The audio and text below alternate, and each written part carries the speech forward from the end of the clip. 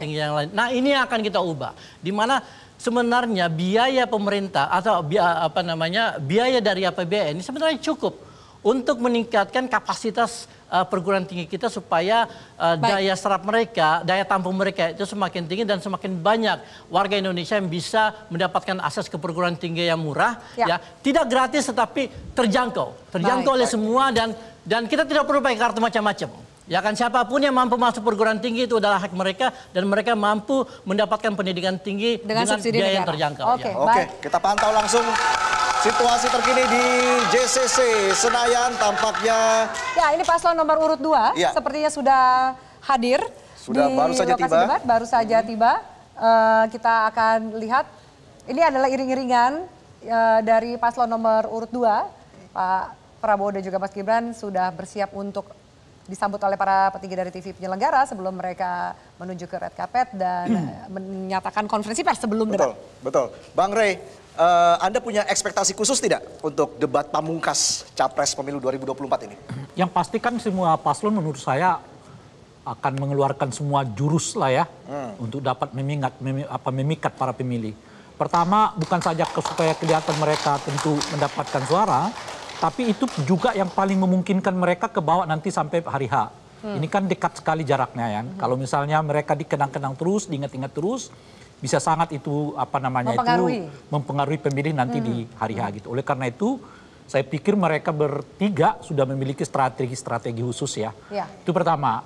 Nah, yang kedua adalah kelihatan di antara ketiga ini akan kita lihat lagi konsistensi mereka dengan debat-debat yang sebelumnya. Mereka berada di mana, mereka dalam posisi apa, mereka juga membicarakan apa, akan kita lihat. Misalnya 01 apakah akan konsisten dengan ide-ide tentang perubahannya gitu ya, 02 tentang keberlanjutannya, dan 03 keberlanjutan plusnya gitu ya. Apakah itu akan sama atau tidak dan seterusnya gitu ya. Tapi boleh jadi juga dalam debat ini akan ada juga drama-drama seperti yang kita alami dalam debat 1 dan debat 2 gitu ya. Yang drama-dramanya kadang-kadang jauh lebih heboh dibandingkan dengan substansinya itu sendiri gitu. Tapi it's okay, nggak apa-apa karena pada tingkat tertentu misalnya 02 yang banyak mengalami pendramaan itu gitu ya. Kelihatan setelah di luar forum justru mengingat-ingatnya gitu ya. Jadi yang seolah-olah maksudnya diulang dibahas kembali gitu. Bukan, maksud saya ternyata yang paling banyak mengingat momen itu justru 02 gitu loh kira-kira. Yang lain sudah lupa peristiwanya bagaimana. Kalau 02 kan terus bawa ya. Bahkan sehingga saya sampai pidato kemarin masih juga ada komentar yang masih mengomentari soal kemungkinan debat yang terakhir ini gitu. Nah, yang keempat harus ingat ya bahwa konsumen dari debat ini sebetulnya adalah mereka yang memiliki pendidikan kelas menengah ke atas lah ya gitu ya. Oleh karena itu ya tampilan memang juga harus diarahkan ke sana. Dan kira-kira kita masih memiliki sekitar 7-8 undecided voters yang umumnya itu menurut saya menunggu debat terakhir ini. Kalau debat terakhir ini memukau, saya kira 7-8% itu bisa bergeser ke mereka. Karena di antara yang tiga ini. Kami informasikan lagi kepada Anda pemirsa, para capres sudah tiba di JCC Senayan. Lengkap sudah ya, semua paslon sudah hadir. Kita akan melihat persiapan dari lokasi debat, termasuk juga nanti Mbak Uki saya minta tanggapan untuk sebelum kita menuju ke debat pada malam hari ini. Usai jeda pemirsa, kami akan segera kembali.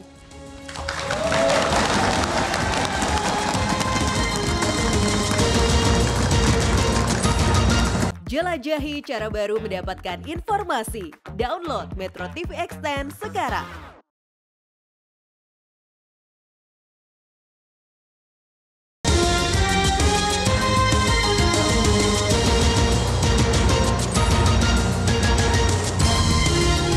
Ya, baik Ustaz, terima kasih Anda masih bersama kami. Kami akan mengajak Anda untuk melihat situasi terakhir dari aktivitas para paslon. Yang saat ini sepertinya paslon nomor urut 1 dan juga paslon nomor urut 3 tengah menuju ke lokasi debat yang ada di JCC Senayan, Jakarta. Kita masih memantau situasi dari paslon nomor urut 2 yang katanya keduanya akan bersama-sama berangkat dari Kertanegara menuju ke lokasi debat. Ya, kami juga masih menunggu pernyataan pers dari Pak Prabowo ya. Apakah akan menyampaikan pernyataan pers di Jalan Kertanegara atau nanti ketika sampai di JCC. Dan sementara saat ini juga situasi di JCC Senayan sudah sangat ramai, Afi.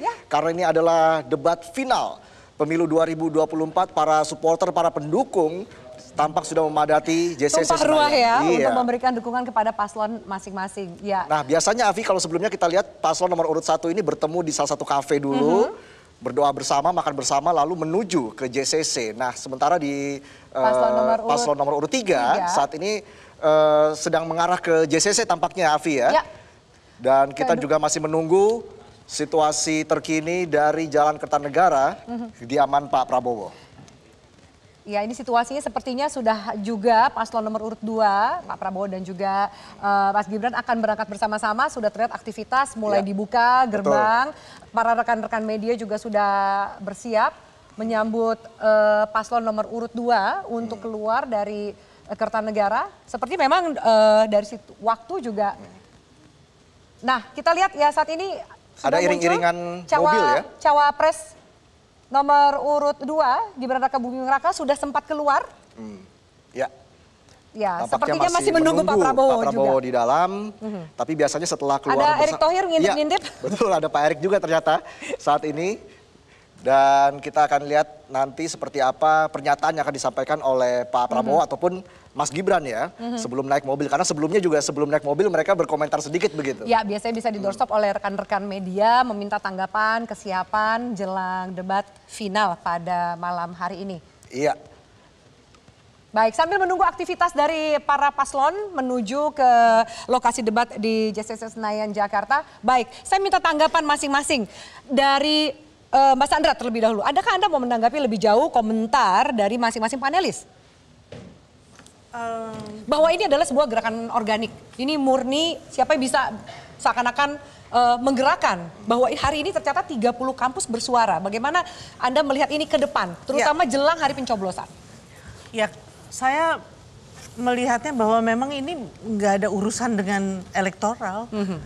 Ada atau tidak ada pemilu, saya rasa ini mereka akan bergerak untuk berbicara. Mereka akan bergerak ketika ada situasi genting.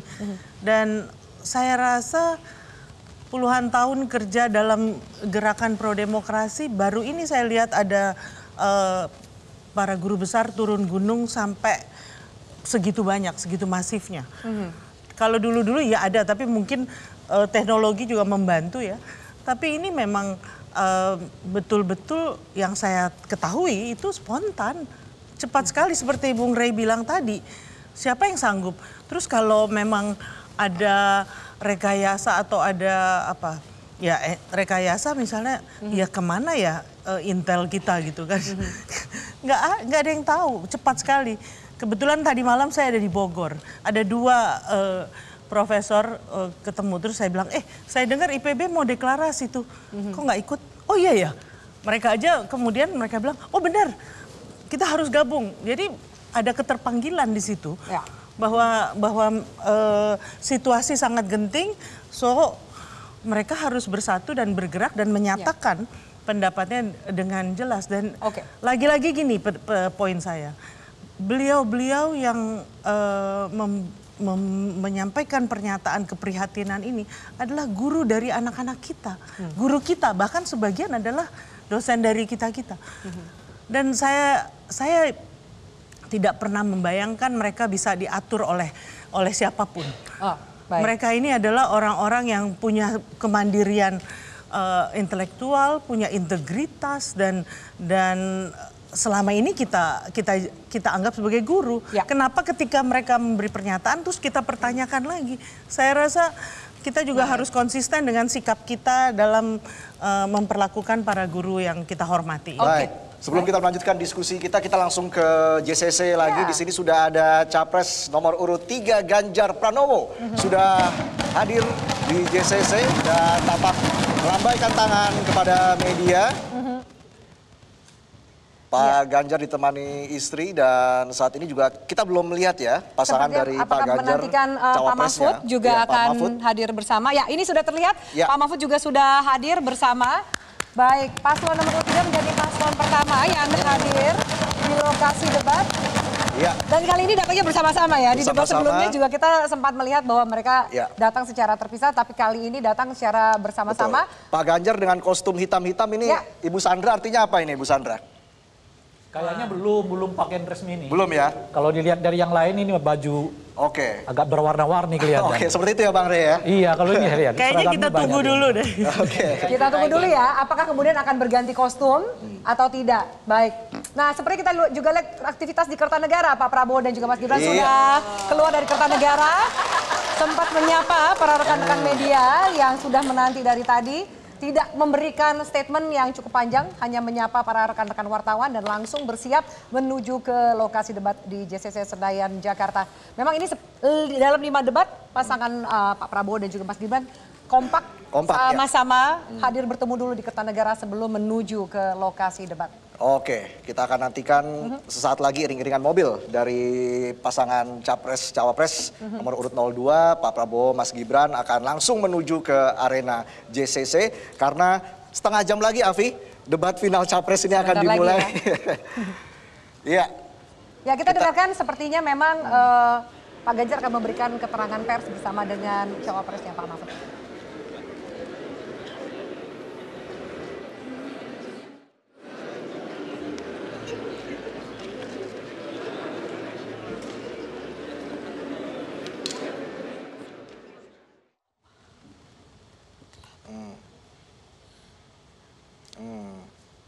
Baik, pemirsa, kami belum mendapatkan audio secara jelas dari keterangan yang disampaikan oleh Pak Ganjar. Kita akan lanjutkan diskusi di Grand Studio terlebih dahulu. Tadi sudah Ibu Sandra sudah menyatakan pendapatnya tadi terkait dengan gerakan Civitas Akademika. Ya. Bang Saleh. Gimana Bang Saleh? Tadi disebutkan oleh Bang Rey bahkan sekarang sudah ada 30 kampus yang melakukan ataupun menyampaikan aspirasi begitu. Dengan pernyataan Presiden Jokowi bahwa setiap orang memiliki hak untuk menyatakan pendapatnya. Ini dianggap tidak memuaskan begitu bagi para akademika. Bagaimana Bang Saleh melihat ini? Ya, sebetulnya kan apa yang disampaikan Pak Presiden Jokowi saya kira sudah benar dan sudah tepat dan memang begitu adanya. Jadi kan nggak mungkin kita membatasi orang untuk berbicara, apalagi dalam konteks ini guru-guru besar. Dan perlu dicatat bahwa apa yang disampaikan kan adalah himbauan moral supaya ini pemilu berlangsung dengan baik.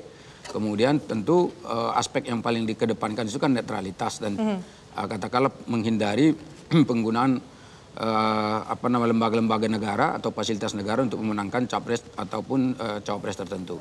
Nah, dalam konteks ini saya kira kita juga sama. Jadi kita sebagai anak bangsa sayang dengan republik ini, sayang dengan Indonesia, dan karena itu kita juga tidak mau mencederai apapun yang kita lakukan, terutama dalam regenerasi kepemimpinan nasional. Ya. Dan karena itu kita harus menjaga ini. Jadi kami juga di Paslon 02 merasa bahwa ini bagian terpenting dari upaya kita untuk semakin menumbuh kembangkan dan meningkatkan kualitas demokrasi di Indonesia. Okay. Dan soal tadi netralitas dan seterusnya, saya kira masyarakat nanti akan menilai.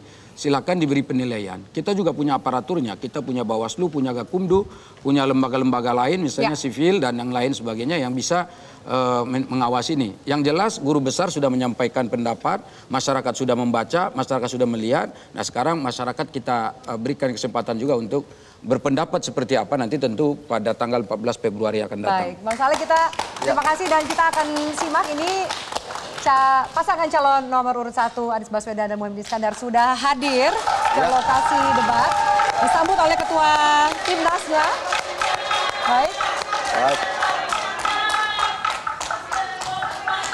Bertemu dengan para petinggi dari TV penyelenggara sebelum nanti juga akan disambut di red carpet ya atau karpet merah. Dan tentu banyak yang harus dijawab oleh para capres yang akan melakukan debat final pada malam ini, termasuk dari isu pengangguran, lalu juga isu kesejahteraan. Apakah ini bisa menjadi senjata utama bagi masing-masing capres untuk menyerang capres yang lain atau seperti apa? Ini kan akan sangat menarik nanti di perdebatan nanti ya, Afi. Resa bicaranya banget sama ibu-ibu pendukung Anies dan Gus Muhaimin. Suara saya kalah dengan ibu-ibu pendukung di sini. Oke, baik Ibu-ibu, terima kasih. Baik, kita akan lihat apakah akan juga ada keterangan pers. Semoga kita bisa mendapatkan audio untuk mendengarkan keterangan pers sebelum para paslon ini bersiap untuk menjalani debat pada malam hari ini. Oke. Baik, kami juga tidak mendapatkan audio. Ya, sayangnya audio ini khusus untuk TV Pool, jadi nanti akan kami coba rangkum. apa keterangan pers yang disampaikan oleh para paslon yang sudah hadir di lokasi debat pada malam hari ini. Betul sekali. Kalau Oke. gitu langsung ke... Saya lanjut. Bang Saleh sedikit saya. Baik. Baik. Baik, harap tenang.